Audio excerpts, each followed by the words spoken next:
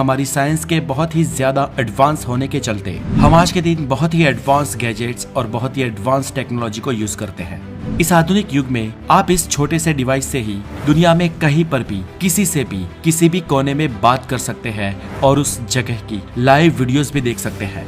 और आज दुनिया में किसी भी समय कोई भी कितनी भी पुरानी इंफॉर्मेशन हम चुटकियों में निकाल सकते हैं। लेकिन जो भविष्य में होने वाला है वो इससे भी गजब होगा, जिससे आज के दिन आज के आम लोगों के लिए कल्पना भी करना मुश्किल है। कुछ ठोस वैज्ञानिक आधारों पर हमारे वैज्ञानिकों ने हमारे आने वाले 1000 साल बाद के भविष्य का प्रेडिक्शन किया है। पहले के समय में फिलोसोफर्स अक्सर आने वाले फ्यूचर को लेकर प्रेडिक्शन किया करते थे। उनकी कुछ प्रेडिक्शंस गलत साबित हुई, लेकिन कई ऐसी प्रेडिक्शंस हैं जो सही साबित हुई, और ये सब कुछ हुआ पिछले कुछ 100 सालों में। अब पास्ट के कंपैरिजन में आज के समय की टेक्नोलॉजी बहुत ही ज्यादा डेवलप्ड हो चुकी है और पहले के मुकाबले हमारे पास आज बेटर और एडवांस टूल भी है ये पता लगाने के लिए कि आने वाले 1000 सालों में हमारी पृथ्वी कैसी होगी और हम ह्यूमन किस हाल में जी रहे होंगे। अब वैसे तो टेक्नोलॉजी इतनी भी डेवलप नहीं है कि हम एक्यूरेटली बता पाए कि फ्यूचर में क्या क्या होने वाला है, लेकिन हम एविडेंस और टेक्नोलॉजी का उपयोग करके एक आइडिया जरूर लगा सकते हैं कि आने वाले 1000 सालों बाद ये दुनिया कैसी होगी। तो चलिए दोस्तों, आज हमारे इस वीडियो में जानते हैं कि आज से करीब 1000 साल बाद यानी कि साल 3023 में हमारी दुनिया कैसी होगी। सबसे पहले जानते हैं कि भविष्य में हमारे आशियाने, हमारे घर कैसे होंगे। दोस्तों, फ्यूचर में बहुत सारे परिवर्तन आएंगे हमारे रहने के तरीके में और शायद हमारे रहने की जगह में भी। सदियों पहले हमारे पूर्वज गुफाओं में रहते थे, फिर कुछ छोटे छोटे आशियाने या झोपड़ियां बनाकर रहने लगे, फिर कुछ डेवलपमेंट हुआ और लकड़े के घर बनने लगे, फिर दुनिया और आगे बढ़ी और 1-2 माले के घर बनने लगे। उसके बाद आलीशान महल बनने लगे, मैंशंस बनने लगे, पैलेसेस बनने लगे और आज बड़ी बड़ी इमारतें हैं। अब हजारों साल पहले जो आदि मानव छोटे से झोपड़ों में या गुफाओं में बसते थे, उन्हें आज के आलीशान महलों में या बड़ी बड़ी इमारतों में ले आया जाए तो उन्हें ताज्जुब जरूर होगा कि आखिर ये है क्या। बस ऐसा ही ताज्जुब हम लोगों को होगा अगर हम आज से 1000 साल बाद के आशियानों में जाकर बसने लगे। 1000 साल बाद रहने के तौर तरीके और रहने की जगह सब कुछ बदल चुका होगा। इंसान पानी में भी घर बनाकर रहने लगेंगे। हालांकि पाम आइलैंड जो दुबई में स्थित है वो ऑलरेडी समुद्र के ऊपर हमने बनाया हुआ एक छोटा सा नगर है, पर भविष्य में तो हम इनसाइड वाटर कम्युनिटी बनाने में कामयाब हो जाएंगे और इंसान पानी में भी और कुछ बहुत ही ज्यादा ठंडी या बर्फीली जगह पे भी आराम से रहने लगेंगे। इतना ही नहीं, दूर के भविष्य में तो हम किसी और ग्रह पे भी शायद अपना आशियाना बनाने में कामयाब हो जाए। I mean, 1000 साल बाद करीब करीब हम इंटरप्लेनेटरी स्पेस में जगह बना चुके होंगे। दुनिया भर की गवर्नमेंट ऑर्गेनाइजेशंस और कुछ स्पेसएक्स जैसी प्राइवेट ऑर्गेनाइजेशंस पूरी तरह से इस प्रयास में है कि वो सोलर सिस्टम के दूसरे प्लैनेट्स पर भी लाइफ की पॉसिबिलिटी ढूंढ सके। आपने भी अक्सर खबरों में सुना होगा कि साइंटिस्ट हमारे पड़ोसी प्लैनेट्स पर पानी और अर्थ जैसा एटमॉस्फेयर ढूंढने की कोशिश में लगे हैं। हालांकि अभी तक तो हम किसी भी ऐसे प्लेनेट को ढूंढ पाने में कामयाब नहीं हुए हैं, लेकिन हमने स्पेस साइंस में जो पिछले 100-150 सालों में कर दिखाया है वो देखते हुए लगता है कि आने वाले एटलीस्ट 1000 सालों में तो हम ऐसा कोई प्लेनेट ढूंढ ही लेंगे। The life expectancy. दोस्तों, आज से मैं करीब 18वीं सदी की बात करूं, जब हमारा किसी का जन्म भी नहीं हुआ था, तो उस समय इंसानों की एवरेज लाइफ करीब 38 साल हुआ करती थी, यानी कि बाल मृत्यु दर बहुत ही ज्यादा था और लोग ओल्ड एज आते आते बहुत सारी बीमारियों से ग्रस्त होकर मर जाया करते थे।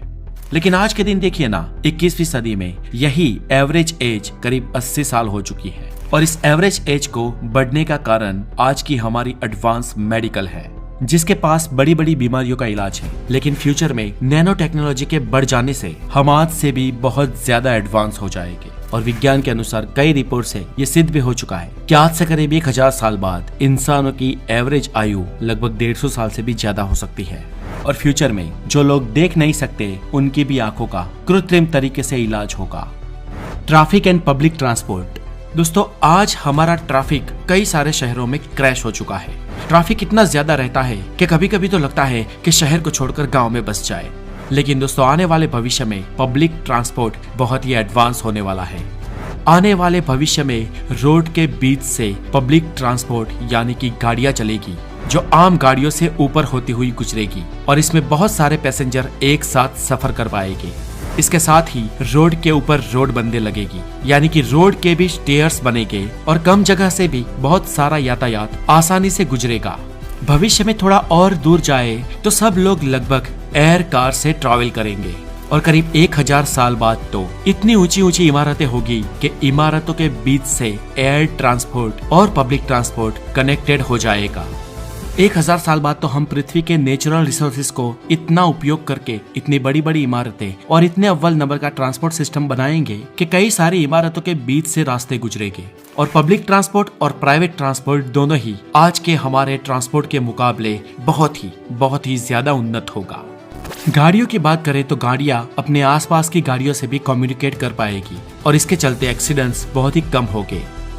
जैसे कि हम सब जानते हैं भविष्य में ट्रांसपोर्ट की स्पीड बढ़ेगी, फ्लाइट्स की भी स्पीड बढ़ेगी और ये बढ़कर इतनी हो जाएगी कि कुछ सदियों बाद हम भारत से न्यूयॉर्क तक कम से कम 1.5 घंटे में पहुंच जाएंगे। भविष्य में नैनो सुपर कंप्यूटर्स का भी उपयोग किया जाएगा जिसका साइज सच मानिए तो एक नैनो क्यूब से भी छोटा होगा और इन कंप्यूटर्स के अंदर नैनो पार्टिकल्स तरल का इस्तेमाल किया जाएगा। Buildings and infrastructures. आज बुर्ज खलीफा दुनिया की सबसे ऊंची इमारत है, लेकिन अगले कुछ सालों में ये सत्य भी बदलने वाला है क्योंकि दुनिया की सबसे ऊंची बिल्डिंग की कंस्ट्रक्शन का काम आने वाले कुछ समय में पूरा हो जाएगा जिसका नाम है जेदा टावर, जिसकी ऊंचाई करीब 3308 फीट होगी और जो दुनिया की सबसे ऊंची इमारत बन जाएगी। सालों बाद तो सेल्फ क्लीन बिल्डिंग्स का निर्माण भी किया जाएगा। जैसे कि आज जितनी ही बड़ी बिल्डिंग होती है उतनी ही बड़ी उसके राख रखाव और क्लीनिंग की समस्या होती है और बहुत सारे लोग इसकी साफ सफाई में जुड़े हुए होते हैं। लेकिन भविष्य में इमारतें खुद अपने आप को साफ करेगी। वो कैसे, तो बताते हैं दोस्तों।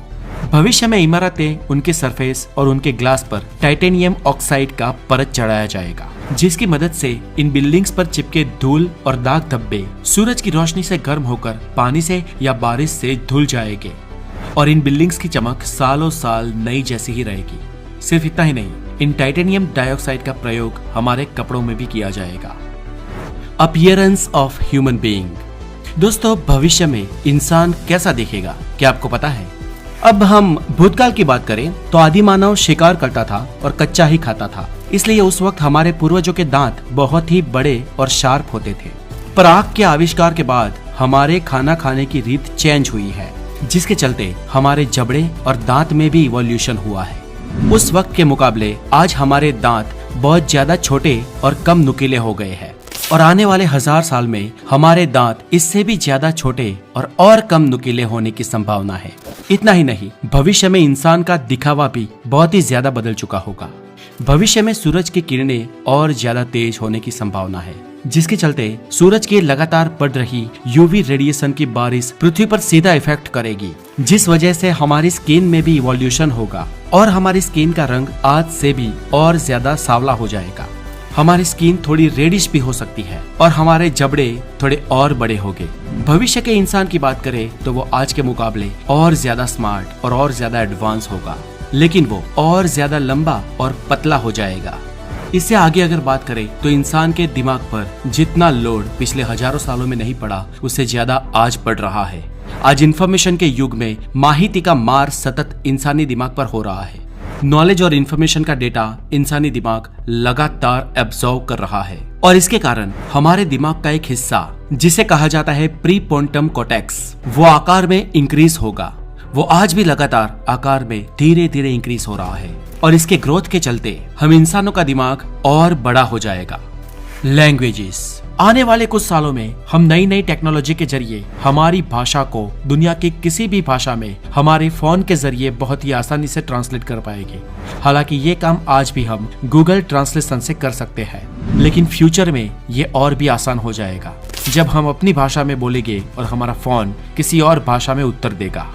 हालांकि दोस्तों 1000 साल बाद लगभग आज जितनी भी भाषाएं पृथ्वी पर बोली जाती है वो सभी खत्म हो जाएगी। शायद रेयर ही आज की किसी बड़ी मिलती जुलती भाषा की कोई भाषा 1000 साल बाद बोली जाती होगी और वो भी बहुत ही बदल चुकी होगी। The atmosphere of earth. दोस्तों ये जो प्रोग्रेस, ये जो विकास आपने देखा वो तो अगले 1000 सालों में होने वाला है।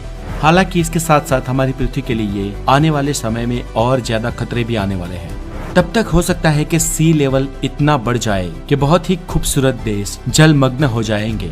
बात करें 1000 साल के बाद की, तो उसके बाद तक हमारे सूरज की अल्ट्रावायलेट रेस बहुत ही ज्यादा बढ़ जाएगी, और जिस कारण वैज्ञानिकों का ये कहना है कि हमें उस समय तक हो सके उतने जल्दी मंगल ग्रह पर या किसी और प्लेनेट पर जाना पड़ेगा।